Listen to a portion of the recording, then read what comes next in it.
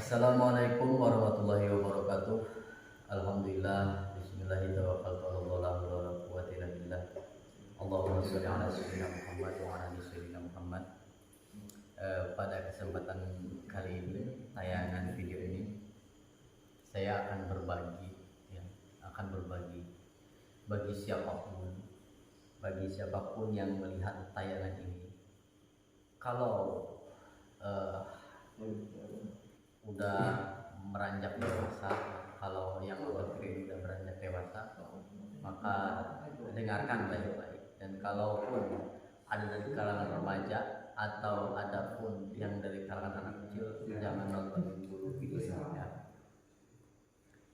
Jadi saya akan membahas karena banyak pertanyaan, sebenarnya banyak pertanyaan, dan saya rasa permasalahan ini atau apa yang ditanyakan oleh salah satu orang ini menjadikan sebuah problem ya bagi setiap remaja, itu baik maupun perempuan ataupun laki-laki gitu. Tapi yang udah agak dewasa gitu ya. Nah, tak terlepas dari kehidupan manusia ada yang namanya nafsu ya atau hormon. Hormon seks ya, jadi daya tarik laki-laki ke perempuan dan perempuan daya tarik ke laki-laki, ini hal yang wajar. Dan apabila hormon seks itu nggak ada di dalam tubuh kita, maka kita akan tidak terarah itu. Jadi harus ada itu ya. Namun permasalahannya bukan itu. Permasalahannya itu bagaimana terkadang seseorang itu sulit untuk mengendalikan itu, apalagi kalau yang belum ada wirangkanya tuh ya, yang belum nikah gitu. Jadi masalahnya ini onani ya. Jadi onani itu sering dilakukan remaja-remaja itu. Saya yakin yang remaja itu tidak akan lepas dengan hal itu, dan tidak ada solusi bagi penghobi olahraga 5 jari itu. Jadi pada intinya remaja itu tidak akan terlepas, saudaraku ya, sedulurku. Jadi tidak akan terlepas dengan hal itu, apapun caranya lah ya, apapun caranya. Dan solusinya ujung-ujungnya nikah gitu. Jadi ketika kita beberapa tahun menahan libido ya, jadi ujung-ujungnya solusi satu, pernikahan itu adalah solusi terbaik di dalam hal tersebut. Nah, kita tidak disuruh untuk menghilangkan hormon tersebut. Kita tidak disuruh untuk menghilangkan, atau kita tidak disuruh untuk sesuatu memusnahkan itu semua. Namun kita disuruh untuk mengendalikan itu semua.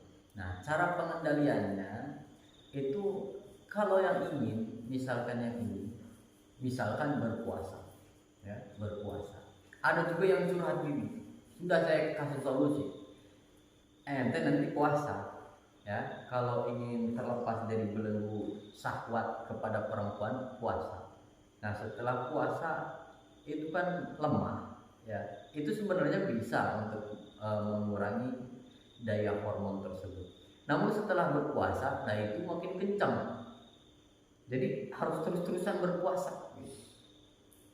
Nah, jadi kalau solusinya kalau memang pernikahan itu masih ditunda lama ya, itu ada beberapa hal yang harus dijalankan. Pertama, pergaulan ya. Pergaulan kita ini jangan di lingkungan orang-orang ahli bokep ya, ahli film-film porno, yaitu memancing. Dan juga kita tidak boleh bercengkrama atau mengobrolkan hal-hal yang sifatnya terarah ke hal yang seperti itu. Jadi nanti kita terbawa juga imajinasi kita itu, lalu menjadi sugesti, lalu menjadi mimpi, dan itu jauh dengan kenyataan, saudara. Jadi pergaulan kita yang mestinya kita jaga dari hal-hal yang seperti itu, ya. Kita jangan sampai terjerumus, ya, berlebihan. Mungkin sulit karena memang harus ada batu loncatan yang memang sifatnya agak dipaksa. Jadi kalau nggak dipaksa nggak bakal bisa seluruh, gitu. Sudahlah, harus diakui kesalahan kita masing-masing. Jadi tidak, oh saya mah nggak pernah kayak gitu. Bohong itu, bohong. Jadi nahan hal yang seperti itu jarang ada yang kuat, jarang. Mungkin satu dua ada lah gitu. Jadi ketika pergaulan kita sudah terarah gitu, jadi sibuk setiap malamnya, siangnya sibuk dengan pergaulan yang baik, maka insya Allah kita akan terlepas gitu. Nah, jadi kalau kita sering ngobrol dengan orang-orang yang baik, jadi kan kita nggak ada waktu untuk memikirkan itu. Nah, di situ kita terarah tuh nafsu kita gitu, meskipun itu tidak bisa terpenuhi, ya, terarah namun tidak bisa terpenuhi karena hobi kita misalkan bermain gaib. Remaja itu bermain gaib hobinya, pasti ke situ terus ke hobinya gitu. Tapi kalau sudah dibiasakan dengan film-film porno, maka di situ akan bergejolak ke hal-hal yang seperti itu. Yang kedua yaitu kita harap istiqomah membaca satu amalan.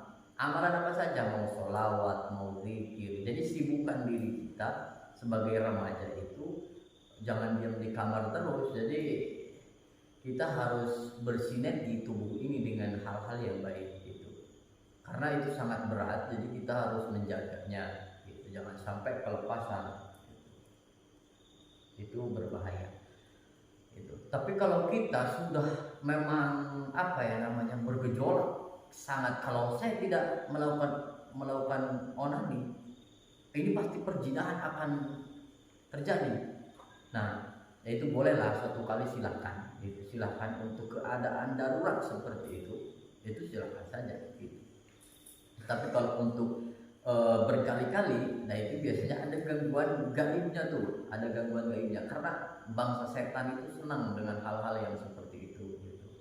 Nah, satu pergaulan kita harus dijaga, terus istiqomahkan kita untuk beribadah, sholat 5 waktunya jaga itu, agar kita lepas dari hal-hal yang seperti itu dan disibukkan dengan zikir-zikir yang lain gitu.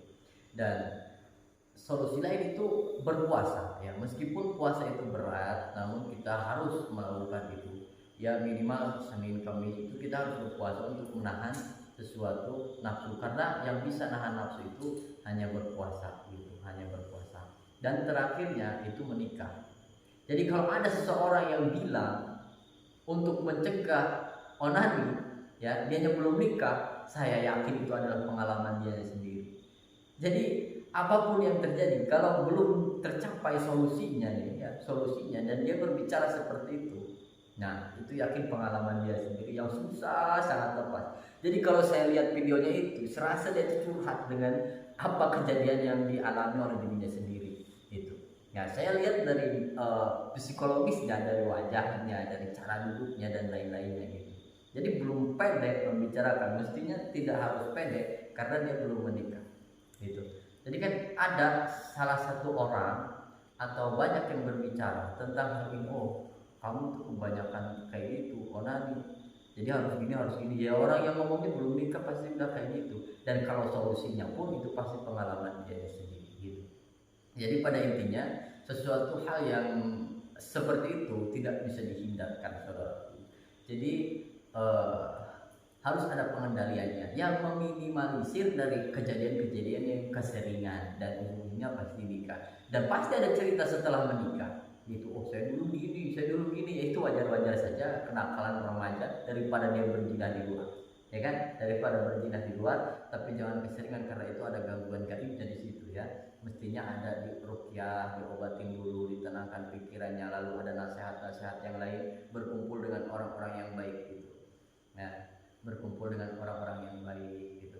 Ini untuk laki-laki maupun perempuan, karena kalau perempuan itu suka melakukan saya nggak tahu ngarang.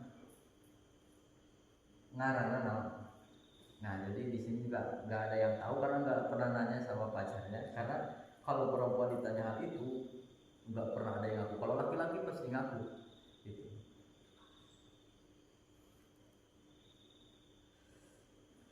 Nanti saya ini cari namanya apa.